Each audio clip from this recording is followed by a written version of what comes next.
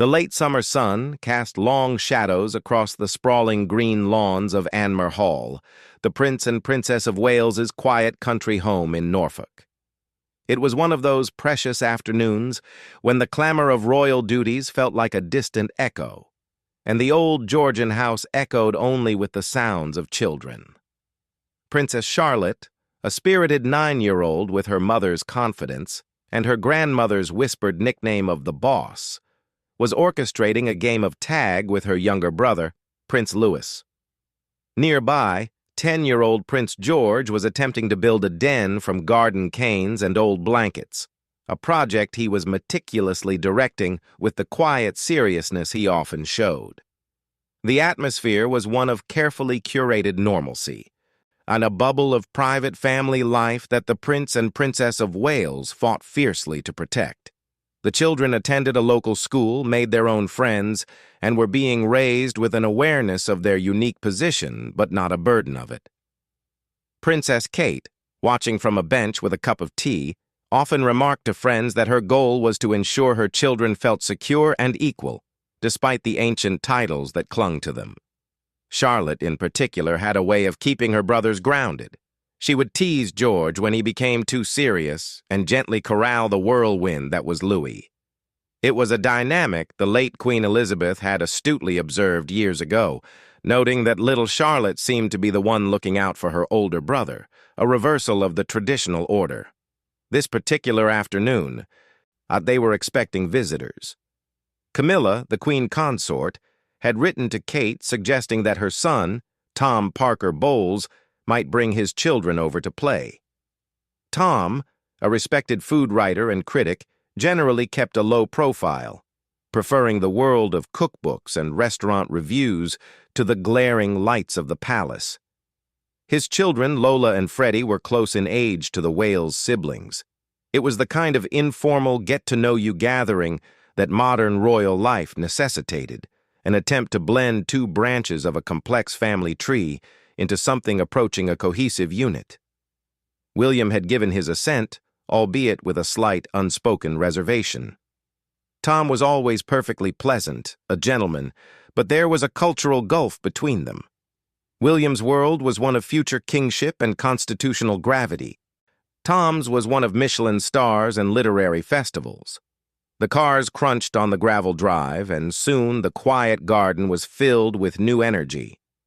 Lola, a thoughtful girl a bit older than Charlotte, was polite and happy to join in the den building. But it was Freddie, a year older than George, who immediately changed the dynamic. He was boisterous, loud, and seemed to have a point to prove. Introductions were barely over before he was challenging George to a race, then critiquing the construction of the den. George, naturally reserved and cautious, withdrew slightly, a familiar tactic when he felt overwhelmed. He stood back, letting his sister and brother engage, his posture stiff. Charlotte, however, was having none of it. She saw her brother's discomfort and stepped forward, her chin lifted. "George designed it," she stated firmly, in pointing to the structure. "He's really good at architecture, you know." It was a protective gesture, a small flag planted in the sand. Freddie barely acknowledged her, his attention fixed on the older boy. He picked up one of the garden canes, swishing it through the air like a sword. "This isn't very strong," he declared, and with a flick of his wrist, he sent a corner of the blanket collapsing. The tension was a tangible thing, a crackle in the warm air. William, watching from the terrace with a cup of coffee, felt his jaw tighten. He saw the flash of hurt in his son's eyes before it was masked by practiced indifference. This was the part of royal life he hated, the subtle jostling for dominance, the unspoken hierarchies that played out even among children. Before he could intervene, a royal aide approached him with a mobile phone, in his expression grave. There was a matter requiring his immediate attention, a call from Kensington Palace regarding a scheduling conflict that needed resolving. Reluctantly, William stepped inside, trusting that the adults present, the protection officers, the nannies, would maintain the peace. He was wrong. The absence of the paternal figure, the anchor of the group, seemed to act as a catalyst. The game moved from the den to a more open area of the lawn, where someone had produced a football. Football was a great equalizer in the royal household. It was Louis's favorite thing in the world, and even George, who preferred quieter pursuits, could be coaxed into a game. For a few minutes, the ball was passed around, the earlier tension easing. Louis shrieked with joy as he kicked the ball wildly past an imaginary goal. Charlotte played with a fierce competitiveness, her ponytail swinging as she ran, but Freddie played rough. He shouldered Louis out of the way to get the ball, a move that was unnecessarily aggressive for a casual family kickabout. The breaking point came when the ball rolled toward Charlotte. She trapped it neatly, looking for a pass. Freddie bore down on her not to tackle the ball, but to physically intimidate her. He blocked her path, standing far too close, his expression hard. Charlotte, showing the mettle that had earned her the family nickname, the Boss, didn't flinch. "Move, Freddie," she said, her voice clear and calm. "You're not playing properly." Enraged by being corrected by a girl younger than him, Freddie reacted. He didn't just go for the ball, he shoved Charlotte hard in the chest. The push was unexpected and forceful. Charlotte stumbled backward, losing her balance completely, and landed hard on the grass. For a split second, there was silence. Then, Louis burst into tears, not because he was hurt, but because he was scared. He ran to his sister, trying to help her up. George saw red.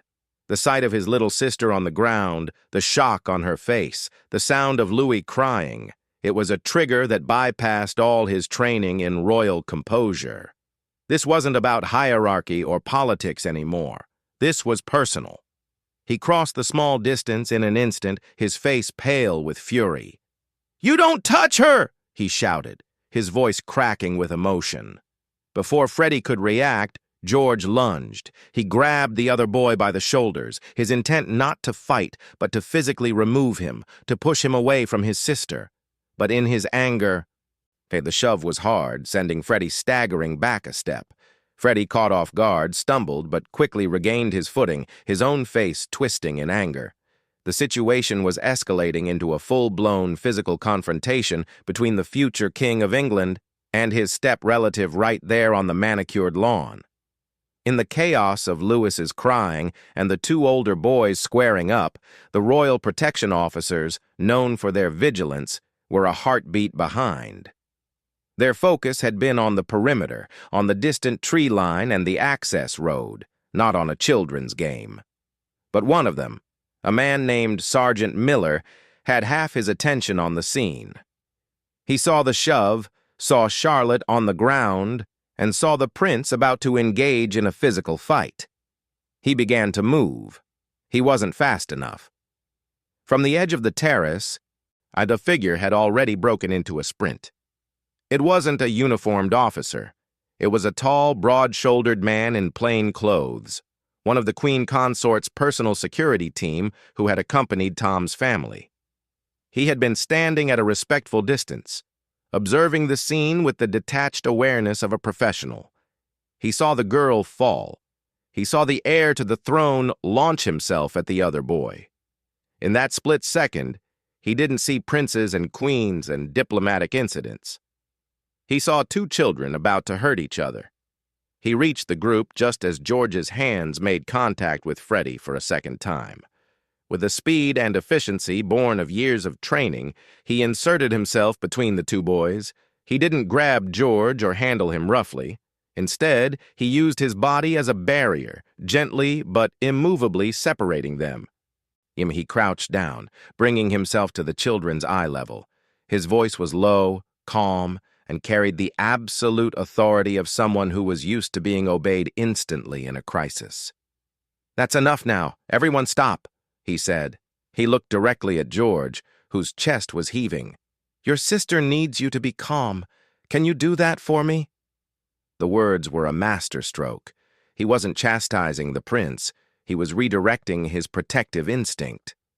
George's angry gaze flickered from Freddie to his sister, who was now sitting up, looking more indignant than hurt, comforted by a nanny who had finally rushed over. The fight went out of him, replaced by concern. The officer then turned to Freddie, his expression firm but not unkind. "And you, young man, are going to wait over there with your father." He gestured towards Tom, who was hurrying over, his face a mask of horror and apology. The entire incident had lasted less than 60 seconds. In that minute, the plainclothes officer had done what a dozen aides and nannies had failed to do. He had de-escalated a volatile situation with a quiet physical authority, preventing a physical altercation that could have had unimaginable repercussions for the royal family's public image and internal harmony. The aftermath was a blur of hushed, urgent voices. Tom Parker Bowles was mortified, his face pale as he apologized profusely to the nannies and to William, who had rushed back outside, alerted by the commotion. He led his own children away, his voice low and sharp as he spoke to Freddie. On the other side, Charlotte was being checked for injuries. Aside from a grass stain on her dress and a bruised ego, she was fine. She was already whispering reassurances to a sniffling Louis, her protective role reasserting itself. George stood apart, his hands shoved in his pockets, his face a storm of residual anger and embarrassment. Inside the quiet of the family's private sitting room, away from the lingering guests and the watchful eyes of the staff, William sat his two eldest children down. Kate, who had arrived moments after the incident, sat beside them, her presence a calm anchor. There were no raised voices. William spoke to them as equals, his tone serious. He told George he understood why he was angry. He told him that protecting his sister was a good instinct, a royal's instinct. But he also explained that a prince, especially one who would be king, had to learn to control that anger. "You can't solve every problem with your fists," he said quietly. "You have to be smarter, and you have to be calmer than everyone else. That's your job."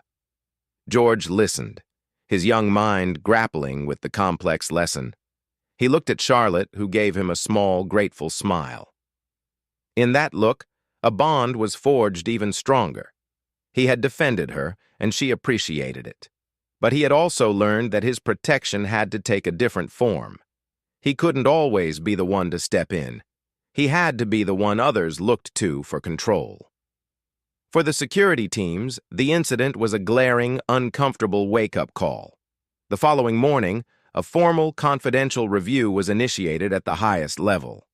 Sergeant Miller, who had been slow to react, was required to write a detailed report. The focus was not on punishment, but on a critical failure of analysis. The protection officers had been looking outward, scanning for terrorists and stalkers.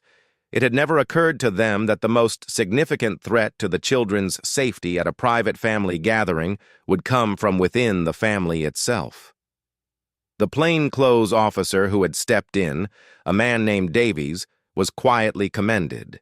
His debriefing notes would be circulated as a training example. Always assess the dynamics of the group. Threats are not always external. In the weeks that followed, the story did not leak to the press.